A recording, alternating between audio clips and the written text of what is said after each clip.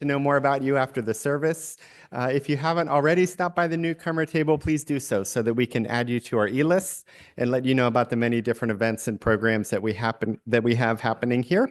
And you are welcome to all of them. We have a few announcements. The first is that after the service, you'll see some flowers in Robinson Lounge. Those are from the spring sale last week, and there are some still for sale. So stop by that rack. You can find some nice flowers to take home on this day where flowers might be handy. You never know.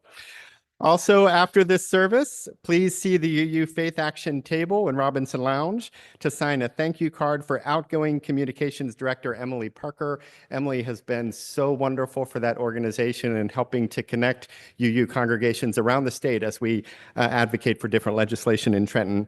In addition to the card, we're asking congregants to make 30-second thank you videos to be played at the UU Faith Action annual meeting on May 31st. Instructions for submitting your video are available at that table, or you can just sign the card and wish Emily the best.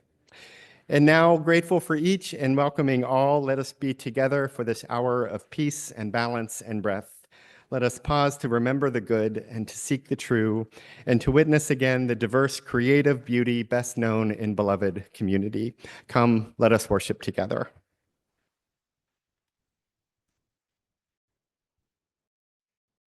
You have not lived today until you've done something for someone who can never repay you.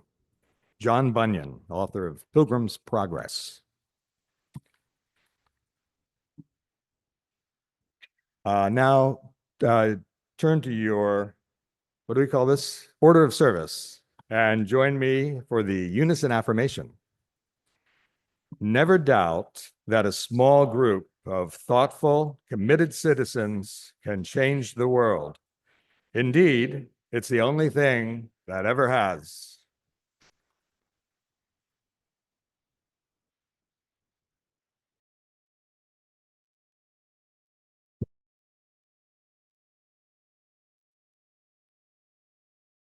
I'm Drake and have been a member here for 35 years. I'm Emma, and I've been a member here for 3 years. The Committee on Ministry wonders if perhaps we've become a bit complacent about actively welcoming newcomers in recent years. Back when I first visited in the 80s, congregants practically swarmed newcomers with attention in the lounge after services, which I, as somebody who loves attention, loved.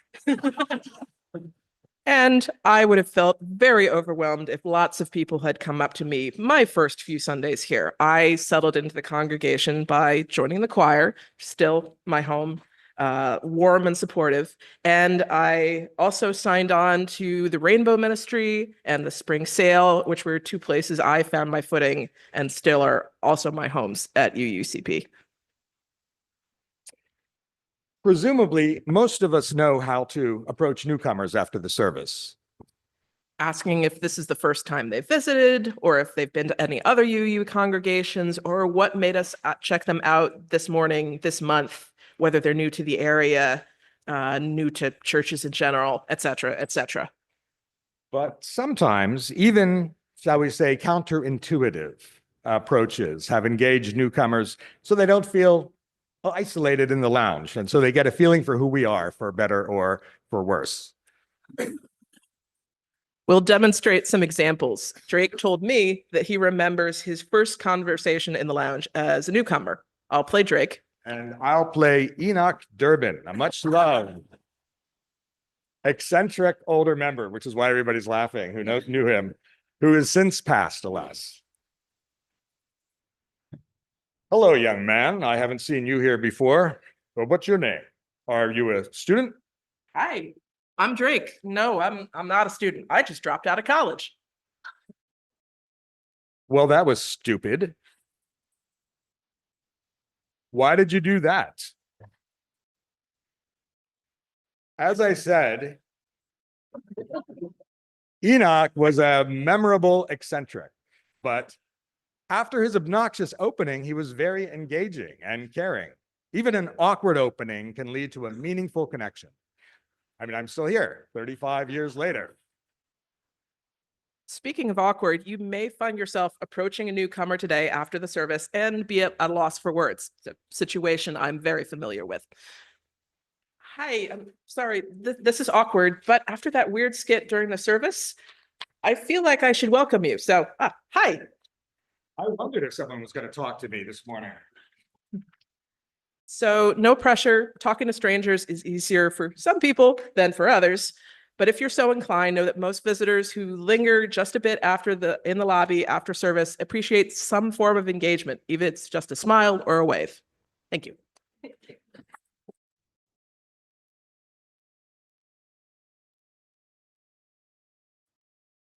Thank you, Emma and Drake, for that skit. Let's embrace the awkward and greet one another this morning.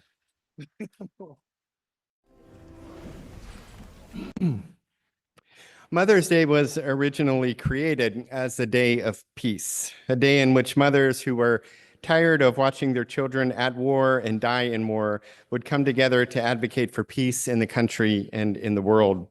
The Unitarian Julia Ward Howe organized a Mother's Day of Peace in 1872. By that time, former Confederate mothers and former Union mothers had already come together and shared the idea and made some movement toward developing what they called days of friendship, in which families torn apart by the Civil War would come together. Howe built on that later, developed the holiday, which had something of a short run before petering out within a decade or so. And then in the early 20th century, Anna Jarvis, who was a Methodist, reestablished the holiday again as a day to commit to peace, and it took this time. President Wilson established it as a national holiday. Jarvis, however, was immediately troubled by how commercial the holiday had become, as was Howe earlier, as was Jarvis's mom, who was one of the Civil War era mothers trying to develop the days of friendship. That drift, or more accurately, surge toward consumerism, first in the 1870s and then again in the early 1900s, both increased the holiday's reach but diluted its original message. A greater reach could be found through the market, but the market would not reward the original meaning. This led many of the holiday's original founders and proponents to distance themselves, if not outright refuse, the very holiday that they had helped create. Today, we engage a holiday in which we celebrate the mothers in our lives, those of birth, those of choice, those alive, and those held in beloved memory. And some of us spend this day sad or conflicted or angry. We spend it in poignant, complicated spaces in which memories and dreams move us toward places of both challenge and acceptance. Today, there is no one right way to honor Mother's Day, as it speaks and sings differently in each of our lives. And so we honor it or do not as we will, celebrating, remembering, wishing, praying, and hopefully, should the day ask much of us, turning to one another for company and friendship. And yet the echoes of the original holiday remain. In the air, we can still hear Anna Jarvis and her mom, Anne, and Julia Ward Howe, our ancestor in faith, speaking to us of peace.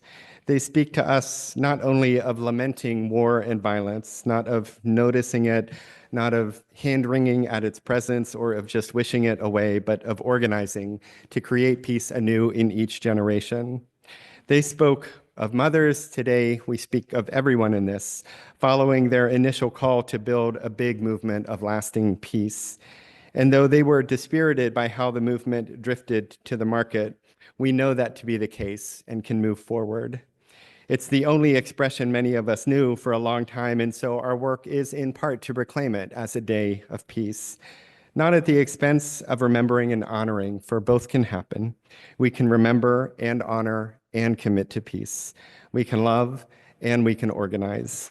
We can be present and be in front. We can march and we can teach and care for our families. We can do more than one thing at a time, as any mother knows. Indeed, we can light candles of love and peace, love for those who've tenderly mothered and guided us, and for the peace that we can create in our hearts and homes and community and world. So today, we will light candles in that spirit, candles for the love and peace that this day honors and imagines. As music plays, all are invited to come forward and light a Mother's Day candle of peace and love, creating many lights that guide us toward the future that we wish for all of our children. Good morning. We're as a servant in Conklin. For the third year in a row, we led the annual stewardship campaign. More from flattery will get you nowhere. Familiarly known as the pledge drive. Poor Cindy, I agreed to chair the drive in 2023 and talked Cindy into joining up with me. My sales pitch was that since we were no longer neighbors, this would give us a good opportunity to stay connected. And stay connected, we certainly have, through the pledge drive that year, the next year, and again this year. Looking back, our 2023 pledge theme participation was followed in 2024 by a drive whose theme was "For Such a Time as This." That was last year. We kicked off both of those drives with Pledge Sunday services in early March that required, we must say, a great deal of planning and coordination. This year, we decided to try something different. Our goal was to reimagine stewardship as a year-round practice where financial support would flow naturally from our shared commitment to UU Princeton's mission. This meant to start talking about the need for financial support earlier in the year and like smaller tidbits, and heaven forbid, not staging an elaborate, massive Pledge Sunday. So Cindy and I both addressed the congregation last fall to introduce this concept. Then just before Christmas, we sent out a letter to all congregants asking you to consider increasing your support to our congregation in the upcoming pledge drive. We explained that if each pledger would round up his or her pledge to the nearest $500 level, we would easily reach our goal. We reiterated this idea in an email blast a few months later and called it Joining the 500 Club. Our theme this year is Building a Better Tomorrow, and we are very happy to report that indeed it appears that a better tomorrow is in store and a better today is in store for UU Princeton. You have heard us and responded, and we are so grateful for that. Almost 2/3 of you increased your pledges, more than 2/3 of you, with an average increase of over $500. So many participants to the 500 Club. And so far this year, we have raised about $30,000 more than our drive last year.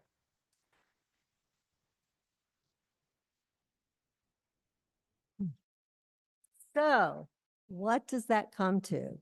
We're going to show you our sign. Now, the sign says $619,431, but that was as of last night when my husband Steve made the sign. We have another pledge this morning, so our new total is $621,431. So thank you so much to each of you. We really, from our bottom of our hearts, really appreciate it. And it really uplifts us and all the participation. And after the service today, please help yourself to some celebration cake, which will be out at Robinson Lounge. Thank you. Thank you all.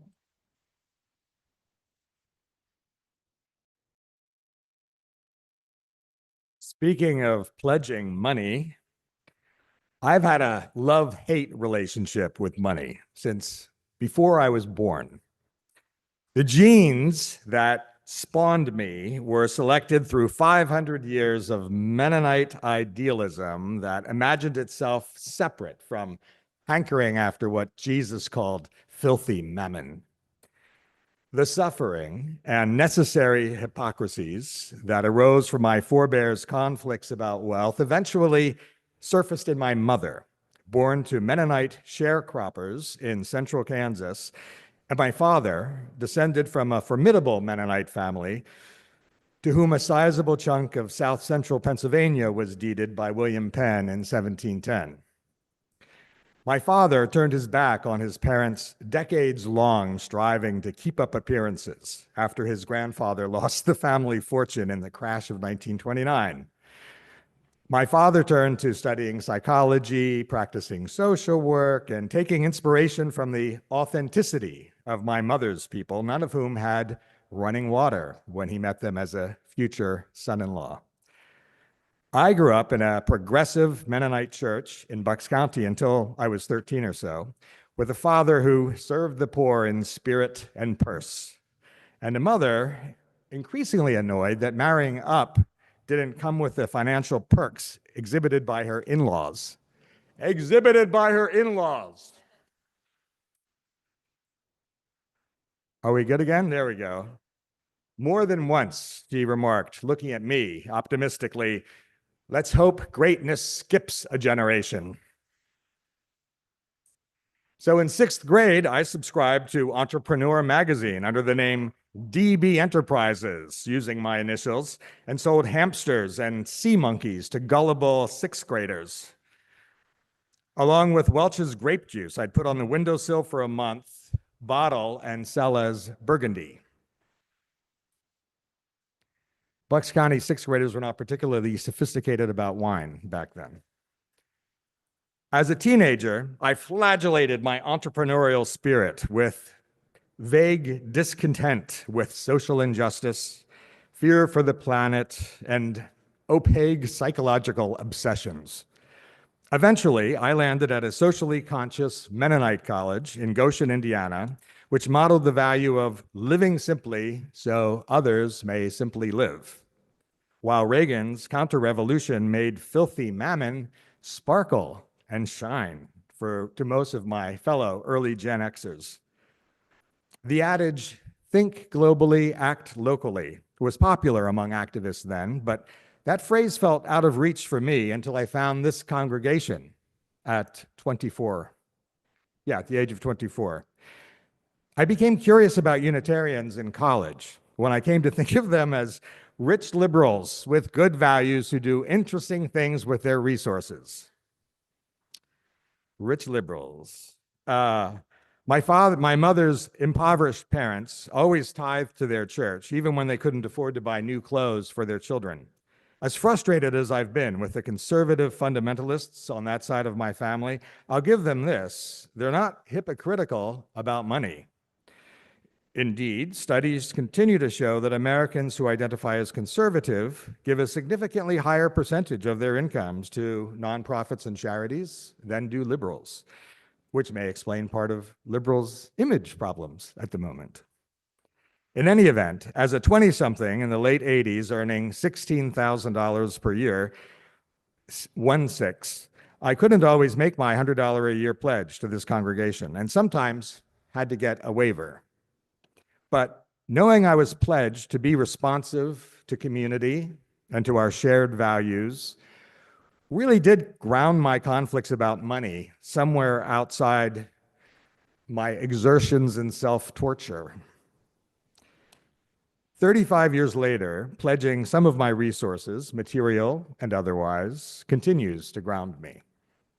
I'm told that this congregation requires an average contribution, of $3,700 per year per pledge unit to meet our budget, and that a few families and individuals disproportionately carry our load.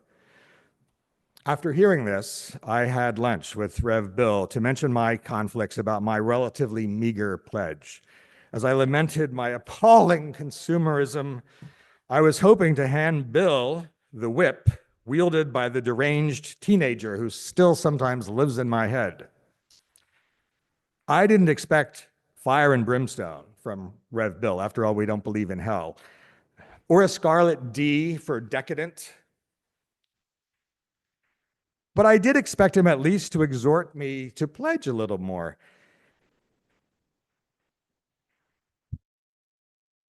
Instead, he said, "You only live once."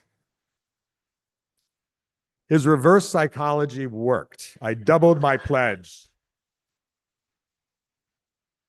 That week.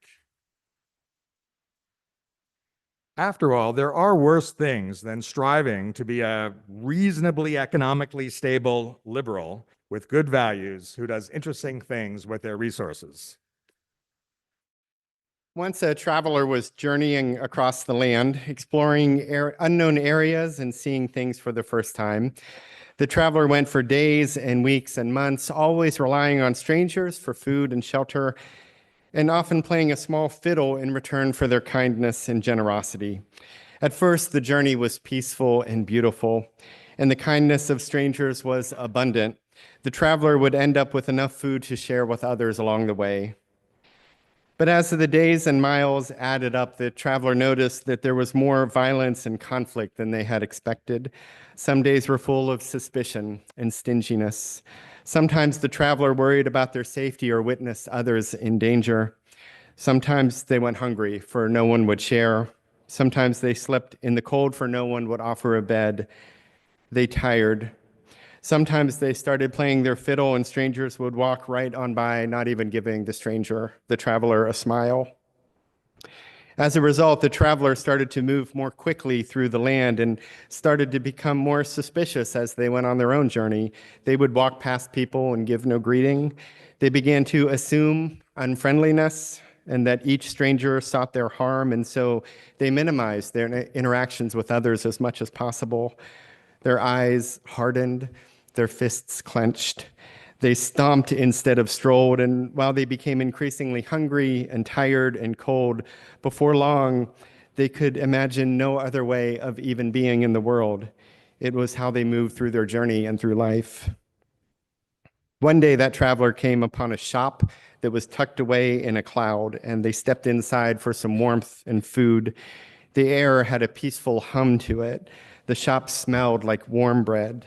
The owner had kind eyes and a friendly voice and told the traveler that they had anything in that shop the traveler could ever want. And even better, everything in that shop was completely free. The traveler felt lightheaded and said that they wanted to end to all this violence and misery. They wanted no one to be hungry or to be cold, and they wanted people to be kinder to each other along the journey, especially kinder to strangers. And as the traveler said this, they fell asleep on this warm bed, and they slept more fully than they had in months. They awoke later on a bed of moss in a forest, surrounded by a mist that was slowly lifting toward the clouds. The earth smelled new. The mist had cleaned them. They had no hunger. They felt an envelope in one hand. They opened it to find seeds, several different kinds of seeds, and a note. The note said that these are what you asked for: peace, safety, sustenance, and kindness, all seeds. We can't supply the final product, but we can give you the seeds so that you can grow them yourself. And as you plant these seeds in the world, they will never run out. And therein the traveler got up from a bed of moss and moved back into the world, planting peace and sustenance everywhere they went.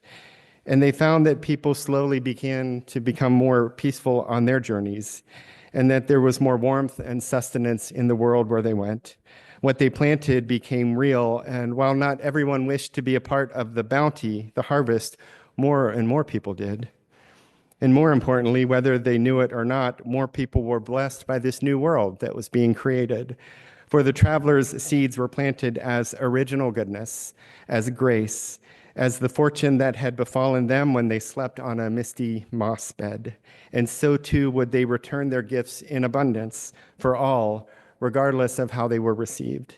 They would plant from an endless envelope of holy seeds, one that never diminishes in numbers, just expands in generosity. In this parable, the traveler creates a better world by planting better seeds, but we also must acknowledge the other truth, that the traveler was earlier creating a worse world by planting worse seeds. As the world and the journey started to wear on the traveler, they too began to contribute to the suspicion and greed that greeted them along the way. They weren't just impacted by the larger world, they were creating that world through their engagement. They had that agency. And while they had fallen into a rut of responding to the bad with more bad, the mystic encounter in the forest reminded them of the goodness that was always within them. The shopkeeper left them with blessing and abundance, and they returned from the mystic state to engage a world with those gifts instead of the other ones. For me, I've never had a mystical experience like that. I've had moments of feeling incredibly connected to life and spirit and beauty, though it's happened in the theater a few times. It happened in a football game once. It happened once when Sarah McLachlan sang live in an outdoor concert about being held in the arms of an angel, and I felt an angel's embrace in that moment. I felt grandparents I had never known in that moment. But mostly, my more mystical moments have a decidedly human, everyday air about them. My mind is not altered as much as my heart is opened, as the moments usually involve people who, in a world that can be mean and cruel and greedy, nevertheless are kind and thoughtful and patient. I've felt it here many times in memorial services, for example, when y'all show up and care for each other. And I felt it when this congregation gets courageous and inventive and reaches out to serve in a new, bold way. And when you get creative and try something new, and also when you hold on to the traditions that mean so much to you, as they did to the people who came before. I've seen it in how you grow together and learn together and teach together and laugh together. I've never seen mist fall within this space, but we don't need that. Our music, our religious education, our pastoral care, our outreach, the ways in which we care for each other and bless beyond these walls brings plenty of mist to many eyes. It feels countercultural some days to speak of and live with hope, love, justice, and joy. There's so much of the opposite out there that it feels like more of a blessing to be rooted in the human goodness of right here. And yet we know that what we cultivate here isn't just for us, it's for the world's blessing.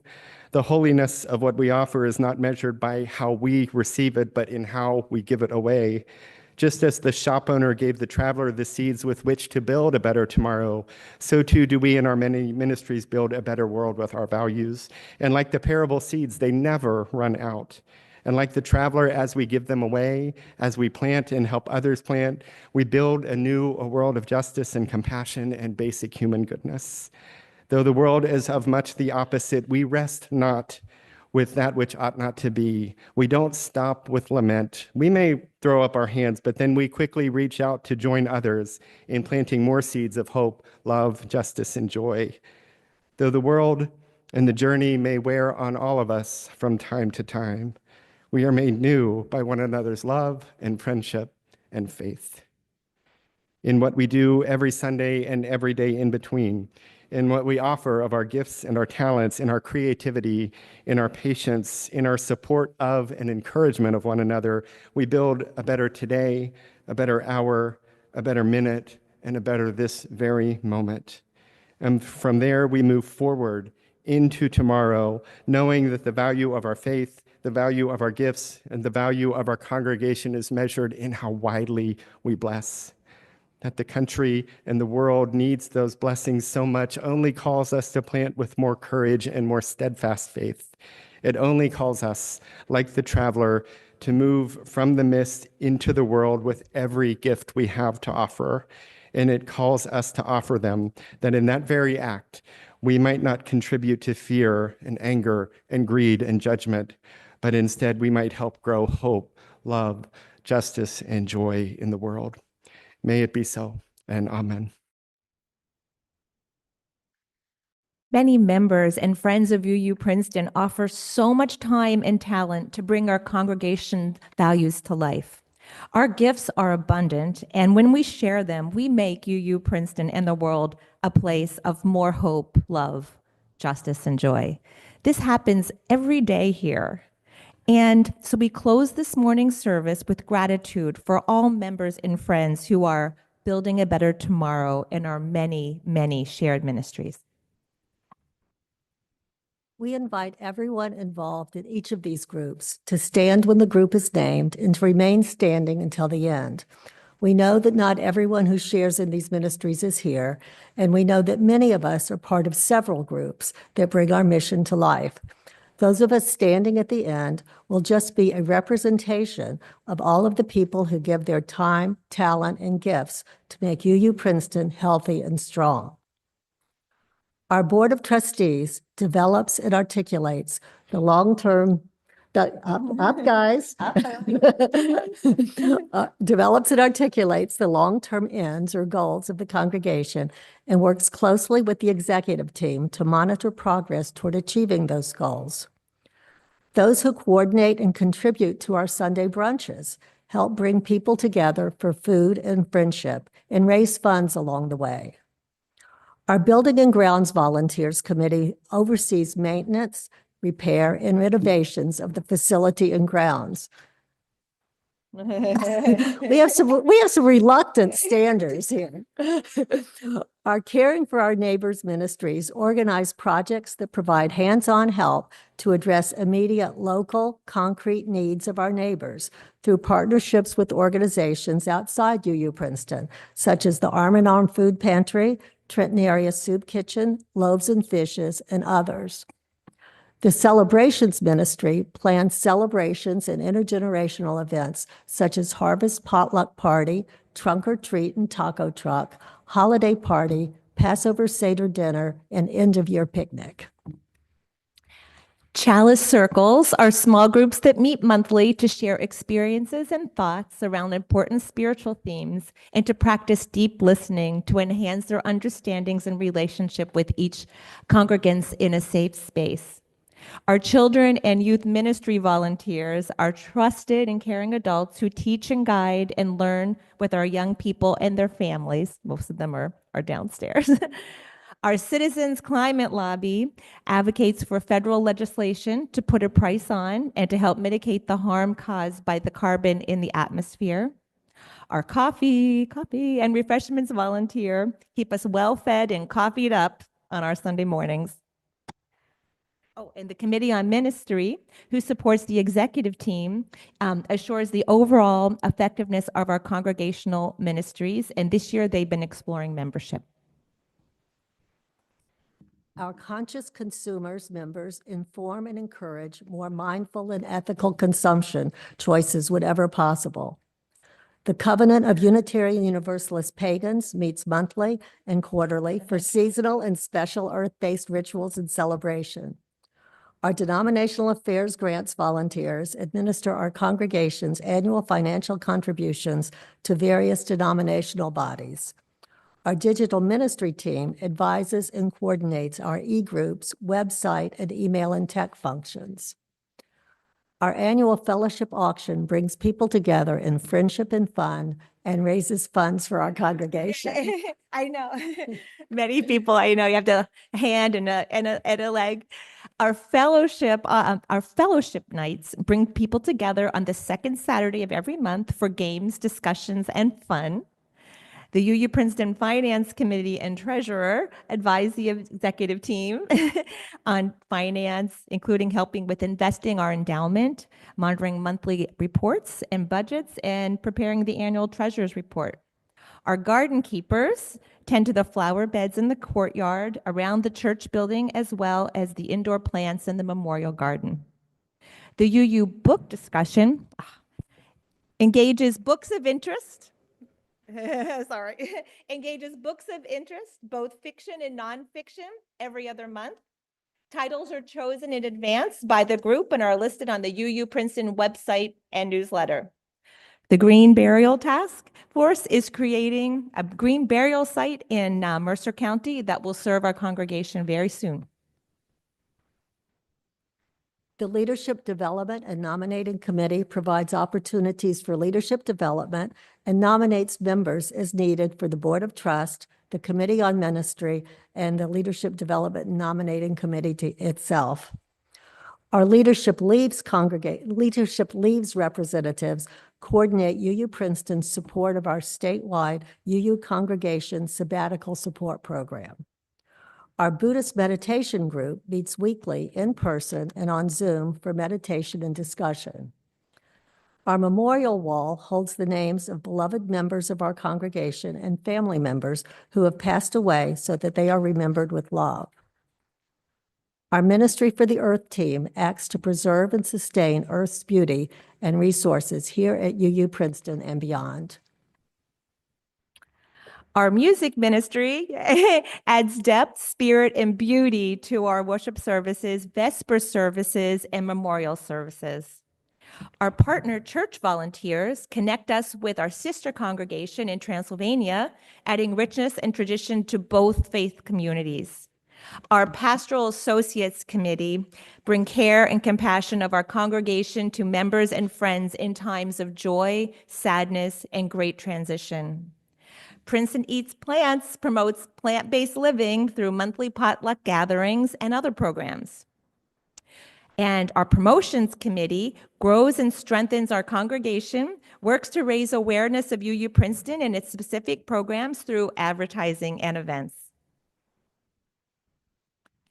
The focus of our racial justice ministry is on race-related issues in local governments, working with Indigenous peoples, education and school policies, faith development opportunities, and looking at our own congregational policies, practices, and history.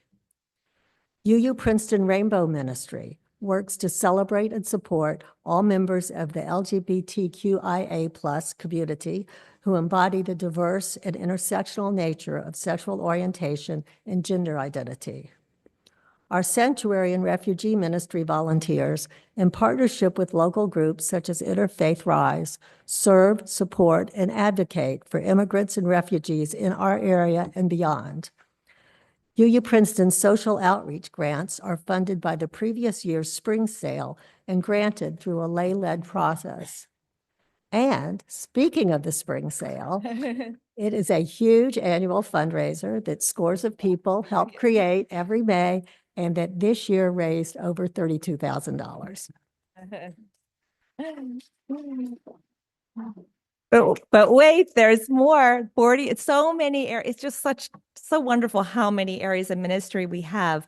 Our stewardship leaders, you know who we are and what we do. And we're here to not only ensure today, but ensuring this place is here for generations to come.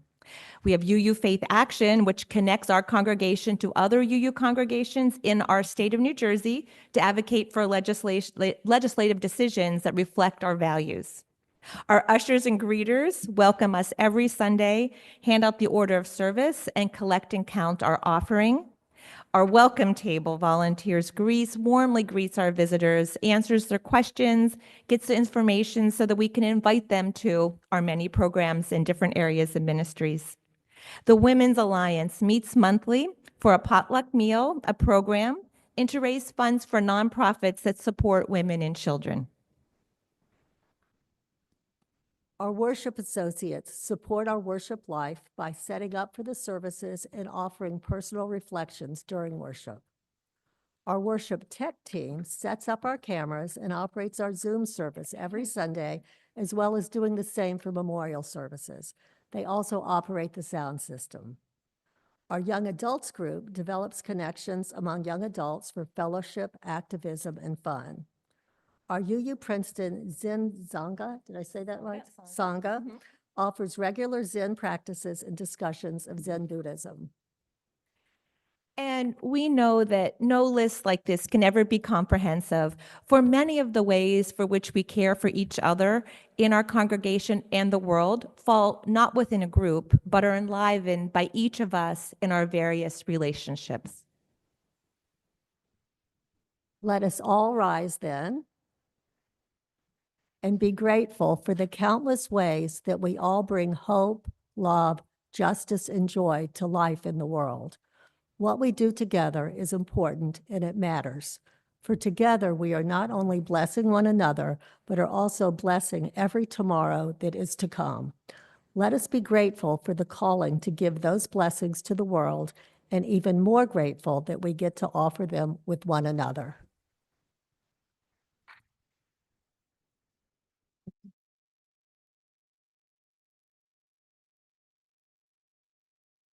At the end of our service, we extinguish our chalice, knowing that its light carries us until we gather again.